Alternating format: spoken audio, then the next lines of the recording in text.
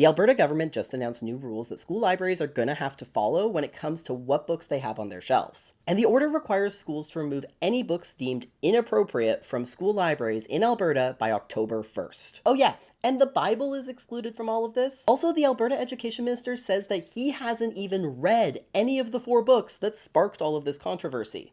I have not. I'm struggling to find the time to read a quarter of any book. Let's get into it. You might remember a month or so ago when Alberta Minister of Education and Childcare Demetrios Nicolaides announced that the province was investigating what it deemed to be inappropriate books in school libraries. And you might remember that 3 of the 4 books singled out by the government in that announcement were graphic novels with LGBTQ+ characters and themes. And that those books were specifically flagged in consultations with the government last year by, among other groups, Action for Canada, which is a conservative advocacy group with ties to Christian nationalism, the Freedom Convoy, and anti-LGBTQ+ advocacy. So, the Alberta government launched a public consultation that reportedly got nearly 80,000 responses.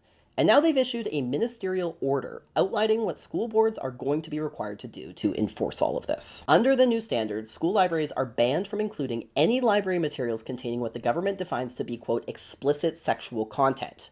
As to what that is, the government's definition is content, quote, containing a detailed and clear depiction of a sexual act, which is, to be fair, pretty broad. School libraries can make non-explicit sexual content accessible to students in grade 10 and above, provided it's determined to be age appropriate by the school board. And that definition is even broader, encompassing, quote, a depiction of sexual acts that is not detailed or clear. According to the order, content related to medical conditions, biological functions like puberty, kissing, hugging, and hand-holding is not going to be restricted.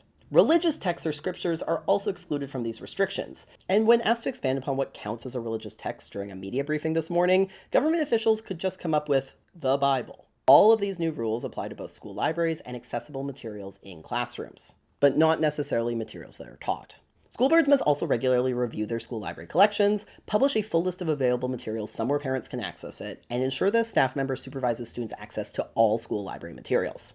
Schools will have to remove any materials with explicit sexual content from their school libraries by October 1st, 2025, and put in place the rest of the full policy regulations by January 2026.